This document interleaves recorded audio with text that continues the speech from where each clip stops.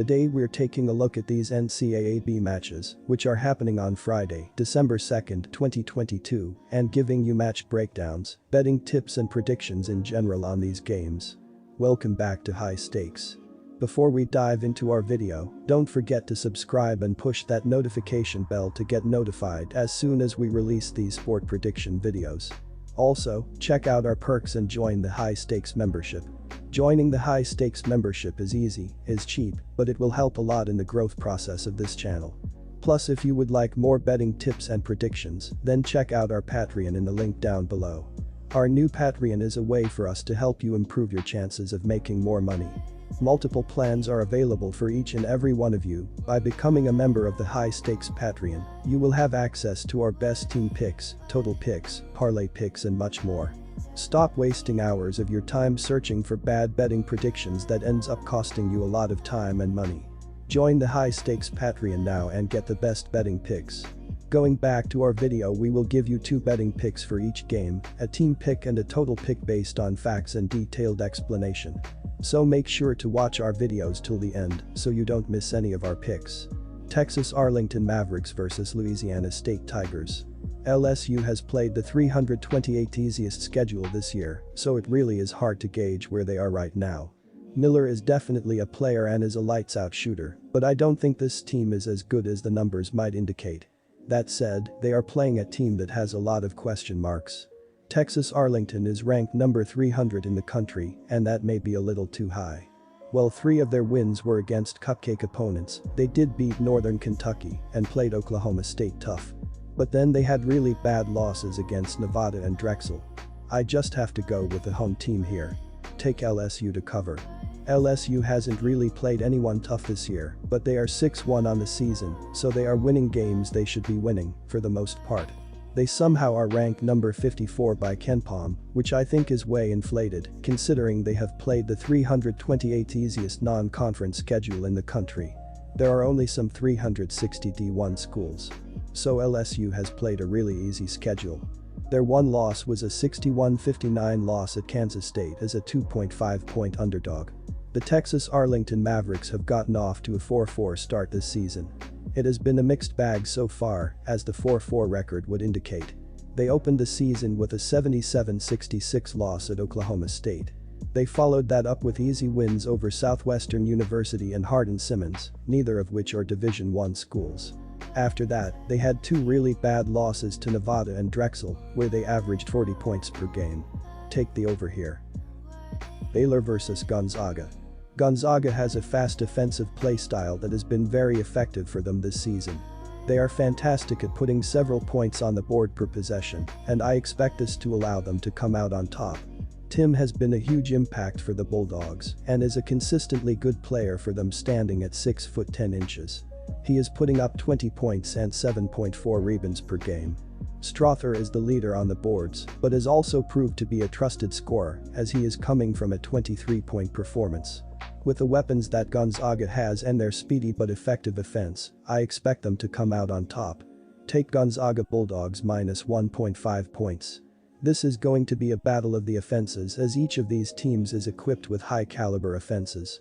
The Bears are averaging 88.1 points per game, while the Bulldogs are averaging 83.7 points per game. I fully expect each offense to put up a lot of points, especially when we analyze their tempos and offensive efficiencies. Baylor has an adjusted offensive efficiency of 117.9 and an adjusted tempo of 69.7. The Bulldogs have an adjusted offensive efficiency of 119, first, and an adjusted tempo of 71.5. Gonzaga plays a fast game and is also elite at scoring every possession, allowing them to run the score up. Baylor plays a little slower than Gonzaga, but also does an excellent job at putting up points every possession. This should be a high-scoring affair. Take over 163.5 points. Maryland vs Illinois. Illinois won 4 straight games to start the season, including a big win 79-70 over UCLA. After losing to Virginia 70-61, the Fighting Illini are now on a 2-game winning streak after beating Lindenwood 92-59 and Syracuse 73-44. The Fighting Illini went 23-10 last season before losing to Houston in the second round of the NCAA tournament. This season the squad has high expectations again, even though its top 3 scorers were not with the program last season. Illinois was selected to finish second in the preseason conference media poll. This season they is 17th in the country in the KenPom ratings, 9th in adjusted defensive efficiency, and 39th on offense, while facing the 329th rated schedule. Texas Tech transfer Terrence Shannon Jr. leads the team with 19.9 ppg and is tied with Baylor transfer Dane Dinja with 6.3 rebounds. Dinja is also averaging 11.6 ppg. Freshman Jaden averages 11 ppg. Maryland has beaten every opponent that has been placed in front of them so far by at least 16 points and is coming off a 79-54 win over Louisville. Maryland is a balanced team with 4 players averaging more than 13 ppg. Leading the way is Donta Scott with 15.9 ppg and 6.4 rebounds, now in his 4th season starting for the program. Charlotte transfer Jamer Young is next up averaging 13.9 ppg, followed by returning player Julian Reese with 13.7 ppg and a team-best 7.9 rebounds. Illinois came in as the more highly touted squad in the preseason, but as reflected in the line these two teams have both played well, and this matchup is close to even. Illinois has been a better 3-point shooting team, while Maryland holds a sustainable advantage from 3 free throw line and also at protecting the basketball. In what should be a tight game, I have to give a small edge to the Terps here. They have more experience playing together, and this will be the first true road game of the season for Illinois, which will not be easy. The free-throwing shooting and play security will be the difference as Maryland gets the win.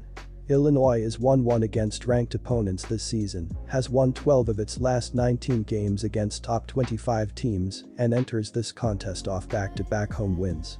The Fighting Illini look to snap a 4-game losing streak at Maryland this week in what would be their first win in College Park since the 2011 Big Ten ACC Challenge. Illinois is 69-48 all-time in the opening game of Big Ten play, including wins in the last 2 seasons, but just 24-30 all-time when those games are on the road. The Fighting Illini haven't secured a victory to open Big Ten play on the road since beating Iowa in December 2010, and Xfinity Center is the lone Big Ten venue that head coach Brad Underwood has yet to win at during his tenure at Illinois. Senior guard Terrence Shannon Jr. leads the team with 19.9 points, 6.3 boards and 3.6 assists per game, ranking number 30 in scoring nationally and number 3 in the Big Ten. Only 6 other players currently average at least 19 points, 6 rebounds and 3 assists. Sophomore forward Dane Dinja is adding 11.6 points and 6.3 rebounds per game off the bench, while averaging 18.2 minutes. Dinja is no. 7 in nation in field goal percentage, 75, and spearheads a reserve group combining to post 30.6 points per game. Maryland is fresh off a 79-54 win at Louisville on Tuesday in the ACC Big Ten Challenge. Head coach Kevin Willard has the Terrapins playing incredible defense, ranking top 50 in scoring defense, 60.3 ppg, opponent field goal percentage, 38.4%, and opponent three-point percentage, 26.2%. The program is ranked for the 2nd consecutive week and stands as one of 18 teams remaining with an unblemished record. Willard is the only coach in Maryland history to start 7-0 and have the team ranked in his first campaign at the helm, also the only coach in Big Ten history to win each of his first 7 games by at least 15 points. The Terrapins have 4 players averaging double-digit scoring figures in senior forward Donta Scott, 15.9 ppg, graduate guard Jamer Young, 13.9 ppg, sophomore forward Julian Reese, 13.7 ppg, and senior guard Hakeem Hart, 13.3 ppg. Hart, Reese and Scott are each averaging career-high numbers to this point, and Scott recently became just the 17th player in program history to join the 1,500 club. Maryland is averaging 89.3 points over the last 4 contests, and its plus 21.9 scoring margin is number 13 among all NCAA teams. Both teams have gone over the total in 3 of their last 5 games, and while only 2 of the 10 contests had a total above 145 points, both of those matchups went over. The over is 4-1 in Maryland's last 5 games against Big Ten competition and 4-1 in its last 5 played on a Friday. The total has also gone over each of the last 5 times Illinois has faced a conference opponent. Illinois and Maryland average 165.1 points per game, combined both in the top 25 at 80+ apiece. Take the over 145 points.